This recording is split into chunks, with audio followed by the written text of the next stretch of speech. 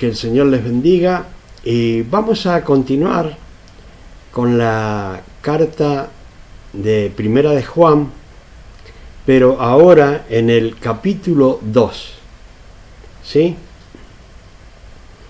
Y tenemos aquí a Juan diciendo: hijitos míos, estas cosas os escribo para que no pequéis, y si alguno hubiera pecado, abogado tenemos para con el Padre, a Jesucristo el justo. Y bueno, tenemos que entender siempre, trato de que entiendan para introducir este segundo capítulo, tienen que entender que el apóstol Juan ya había, estaba, se puede decir, exiliado en la isla de Patmos, y ya tenía una edad avanzada, mayor de los 80 años,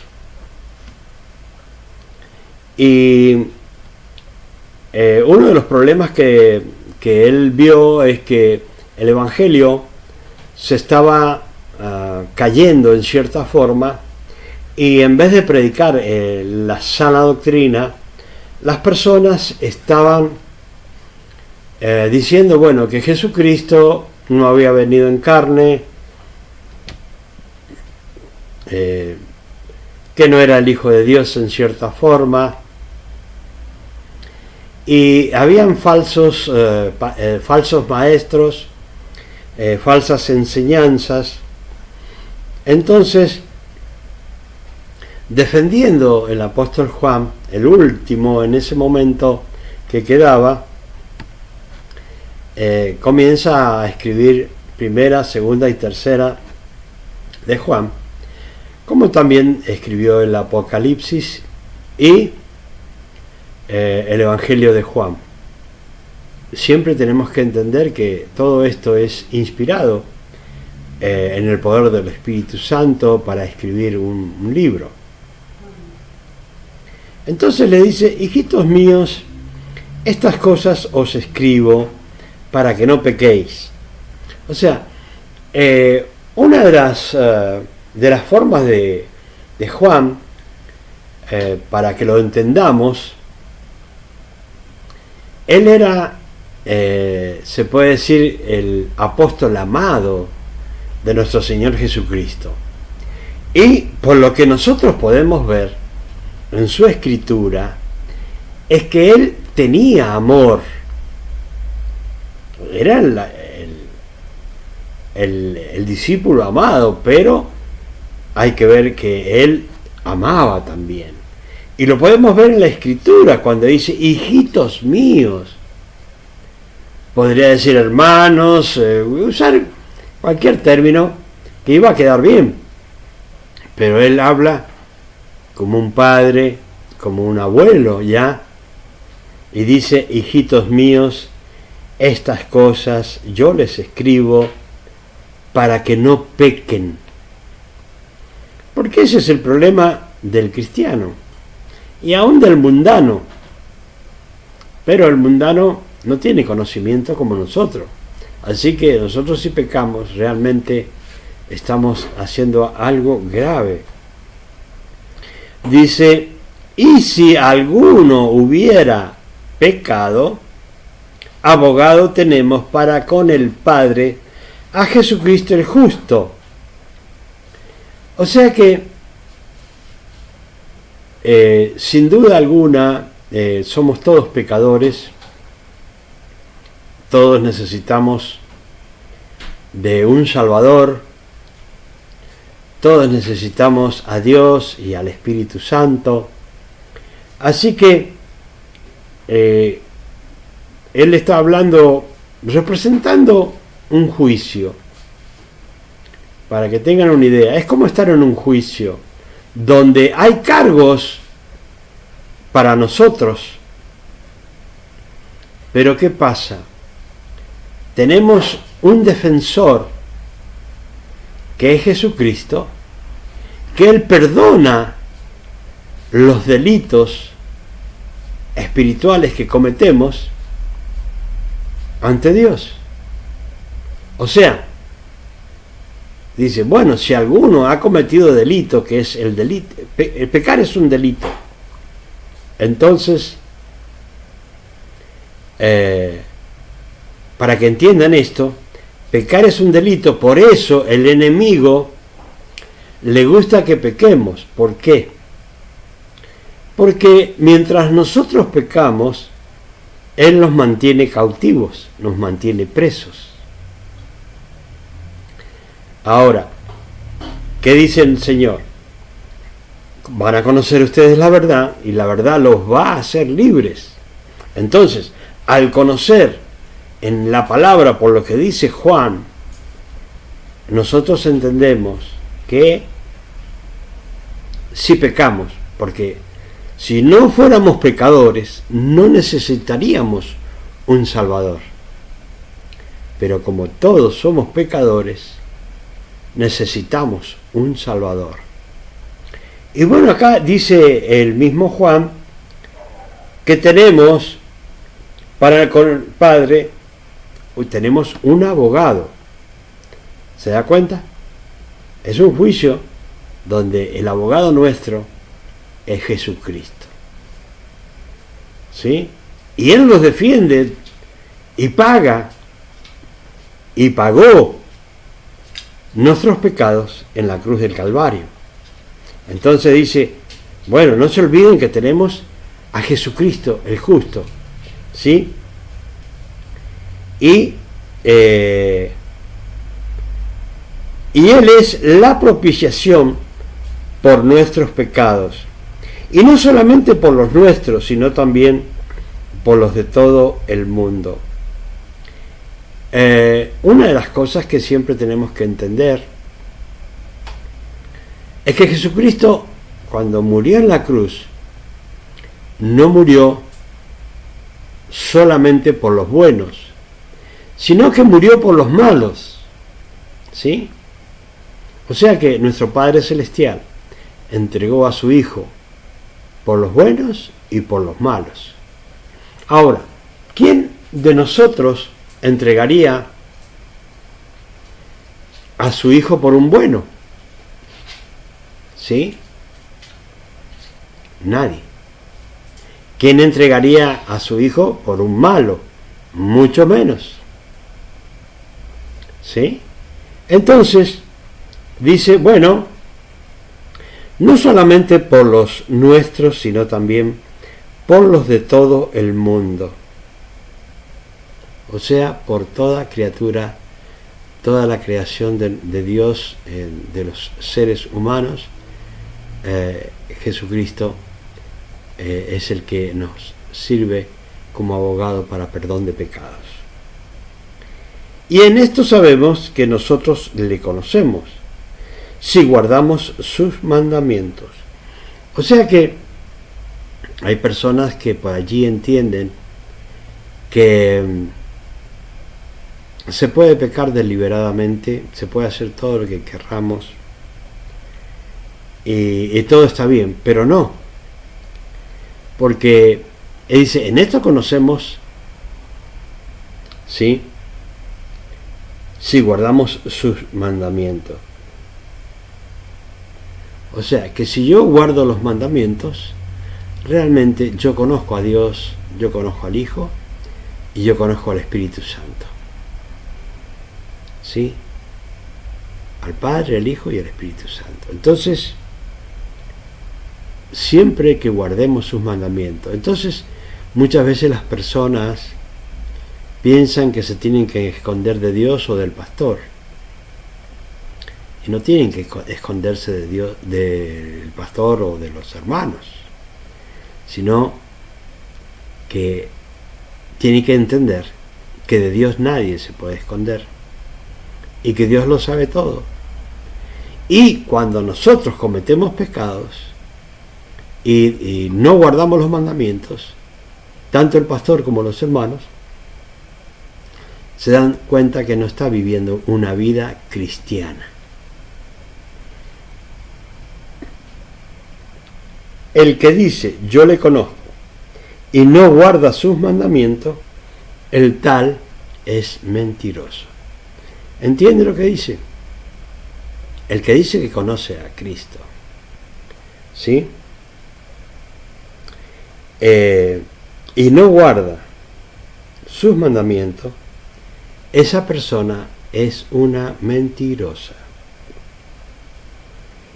Y la verdad no está en él o en ella, ¿sí?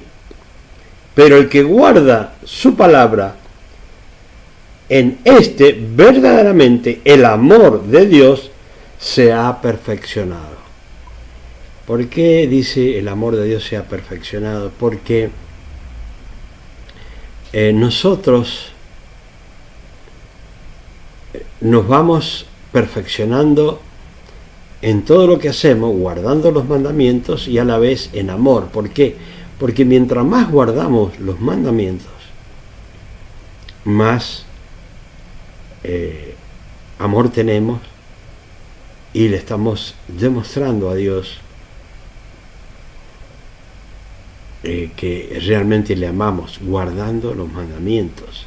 No se puede amar a Dios y reverenciar a Dios siendo una persona que no guarda los mandamientos. Ahora, dice que el que guarda los mandamientos, el amor de Dios se va perfeccionando. A medida que cumple los mandamientos, a medida que le agrada a Dios, el amor de Dios se va perfeccionando en él. Por esto sabemos que estamos en él. El que dice que permanece en él debe andar como él anduvo. Y realmente esto es bastante embromado, ¿no? Fíjense bien, dice, el que dice que permanece en él debe andar como él anduvo. O sea que si yo digo que yo amo a Dios, que guardo los mandamientos, entonces tengo que andar como Jesucristo anduvo en esta tierra, ¿sí? Porque lo que vemos acá son testimonios de los que lo vieron. Por eso en la carta dice, lo que han visto nuestros ojos, lo que han escuchado nuestros oídos y han palpado nuestras manos, es al verbo tocante de vida, a Jesucristo.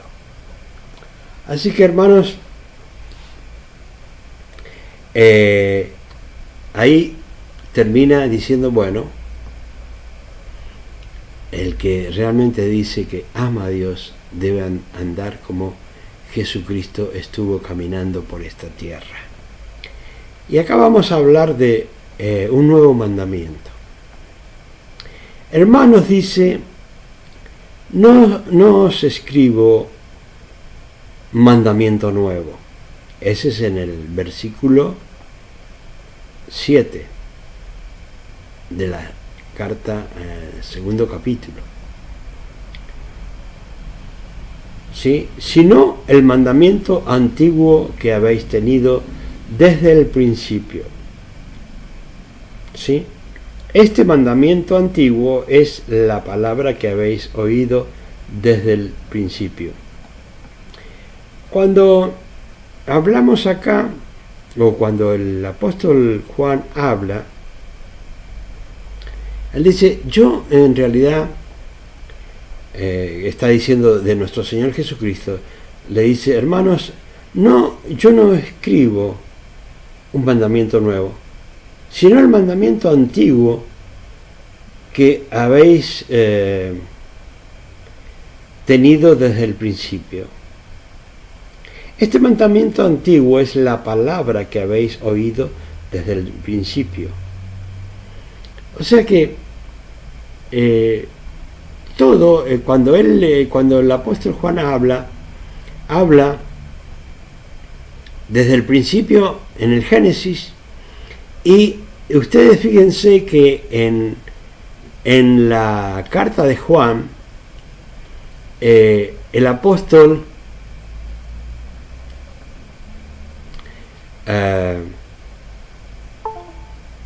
Juan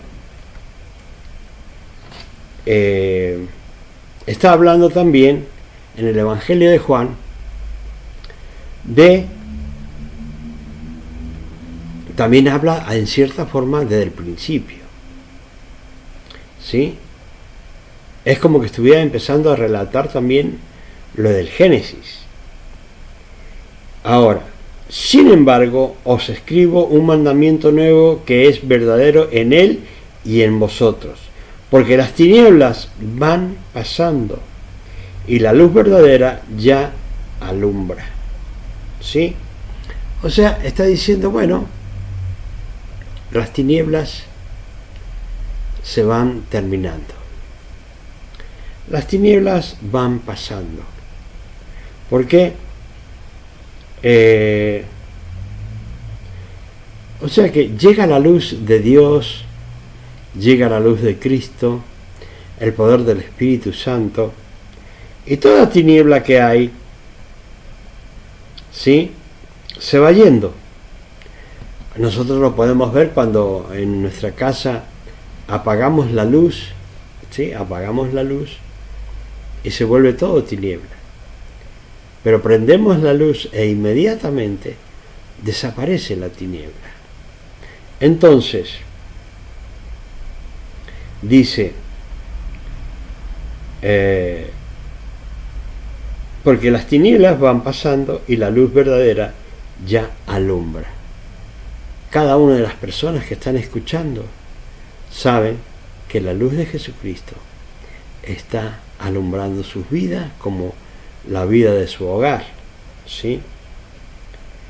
Dice, el que dice que está en luz y aborrece su hermano, este todavía está en tinieblas. O sea, si hay una persona que odia a su hermano, que odia a todas las personas, dice, bueno, en realidad, si dice que está en luz y aborrece a su hermano, todavía en realidad vive en tinieblas. Y eso hay que tener mucho cuidado porque nos está hablando directamente que si odiamos, todavía estamos en tinieblas. No hemos aprendido lo que tenemos que aprender de la luz. Ahora, el que ama a su hermano permanece en la luz y en él no hay tropiezo. O sea que una persona que está, se puede decir, en tiniebla, es una persona de tropiezo para aquellos que son cristianos, para aquellos que quieren vivir conforme a la voluntad de Dios, ¿sí? Así que, pero el que dice aborrece a su hermano está en tinieblas y anda en tinieblas y no sabe a dónde va, porque las tinieblas le han cegado los ojos. Y es verdad, un ciego no puede guiar a otro ciego. No hay luz en sus ojos. Puede haber luz en su corazón, pero no luz en sus ojos. Entonces dice, bueno,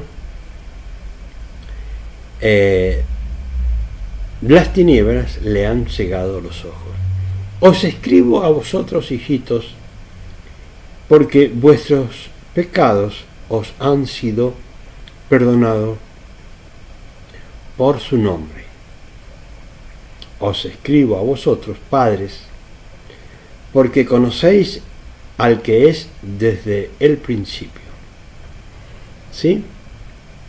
Acá vuelve a hablar del principio, se refiere al principio de la creación. ¿Sí? Siempre hablando desde el principio. Dice, os escribo a vosotros, jóvenes, porque habéis vencido al maligno. Os escribo a vosotros, hijitos, porque habéis conocido al Padre. ¿Sí? Os escribo a vosotros, padres, porque habéis conocido al que es desde el principio. Y otra vez se refiere al principio de la creación. Os he escrito a vosotros, jóvenes, porque sois fuertes y la palabra de Dios permanece en vosotros y habéis vencido al enemigo. No améis al mundo ni las cosas que están en el mundo. Si alguno ama al mundo, el amor del Padre, ¿sí?, no está en él. Porque todo lo que hay en el mundo, los deseos de la carne, los deseos de los ojos y la vanagloria de la vida, no proviene del Padre, sino del mundo. Y el mundo pasa y sus deseos, pero el que hace la voluntad de Dios permanece para siempre. O sea que, si nosotros miramos, todos los deseos de la carne, todo lo que desean nuestros ojos y la vanagloria que tiene nuestra vida, todo eso no proviene de Dios. ¿Sí? Todo eso no proviene de Dios. ¿Sí? Ahora, bien, proviene del mundo. Y el mundo dice, va a pasar. El mundo va a pasar. Sí, estamos en tiempo que en cualquier momento ya Dios puede llevarse a su iglesia. ¿Sí? El mundo pasa, dice, y sus deseos. Pero el que hace la voluntad de Dios permanece para siempre. ¿Y qué quiere decir esto, que permanece para siempre? Que todo va a pasar, pero el que quiere seguir a Cristo y cumplir con los mandamientos y ser como Dios manda, esa persona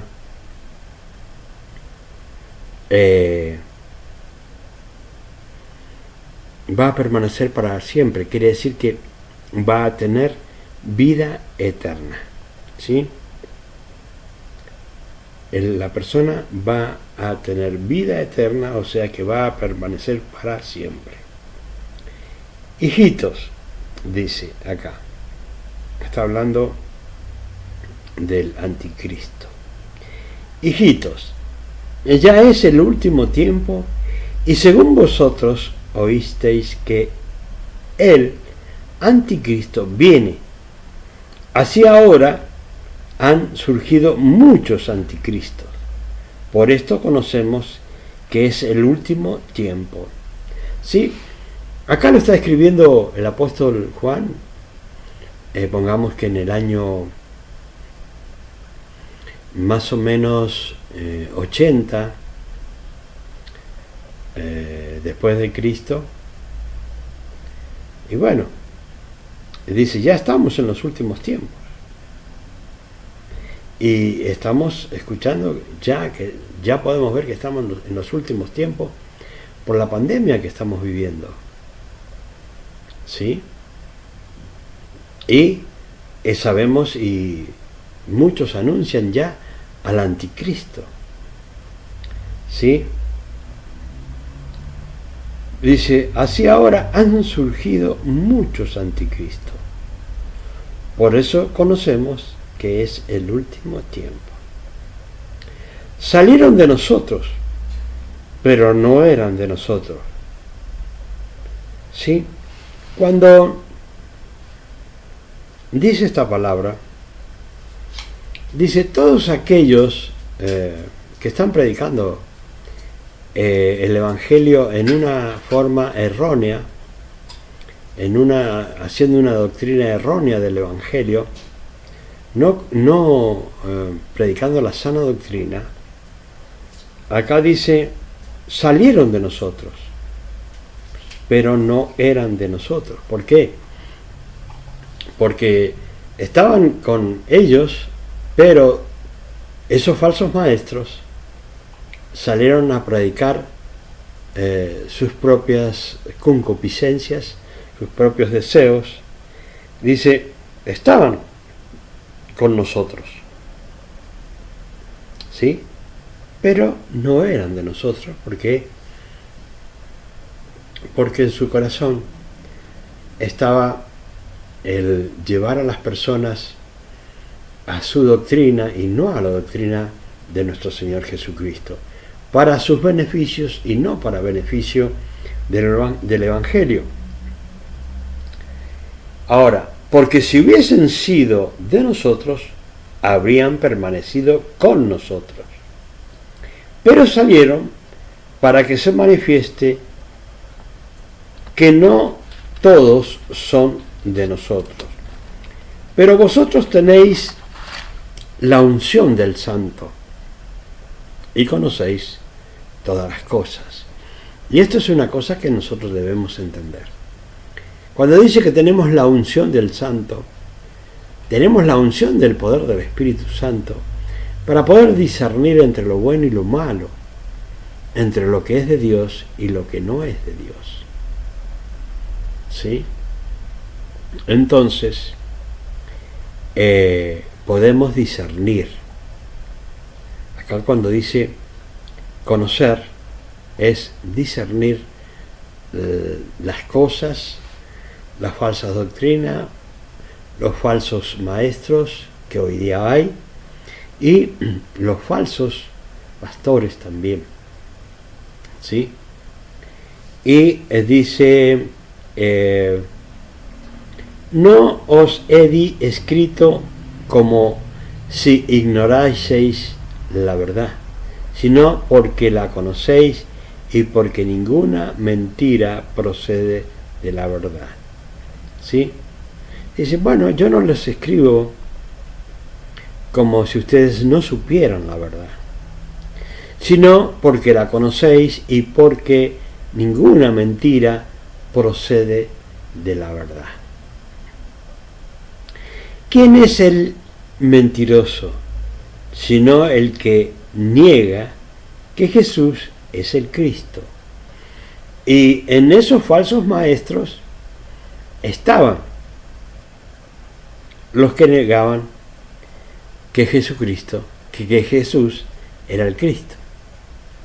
Nosotros le decimos Jesucristo, pero habían personas allí que negaban que Jesús era el Cristo o el Hijo de Dios, el ungido. Ellos estaban predicando, bueno, sí, Jesús, bueno, un profeta más, nada más. Pero no decían que realmente era el enviado de Dios. ¿Sí? Y dice, este es anticristo el que niega al Padre y al Hijo. Todo aquel que niega al Hijo tampoco tiene al Padre. El que confiesa al Hijo tiene también al Padre. O sea que si nosotros confesamos que Jesucristo es el Señor, entonces estamos bien con Jesucristo porque lo hemos recibido en nuestro corazón y a la vez estamos bien con el Padre Celestial. Así que lo que habéis oído desde el principio, ¿sí? Lo que habéis oído desde el principio es,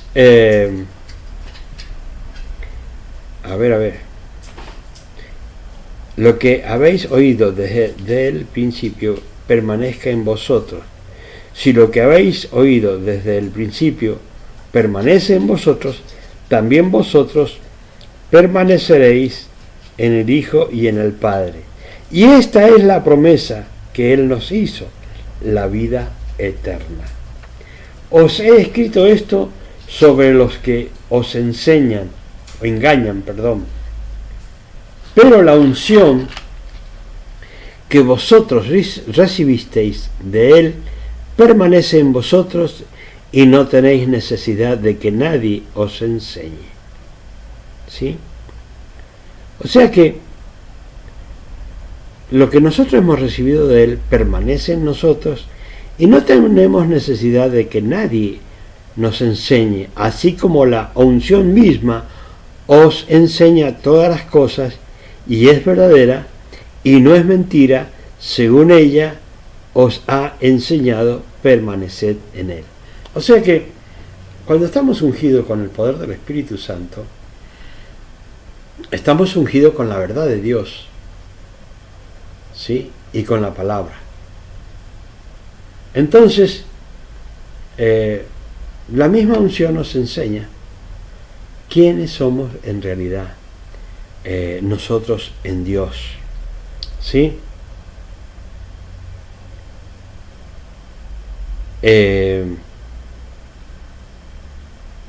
Y dice, y no es mentira, según ella os ha enseñado, permaneced en él.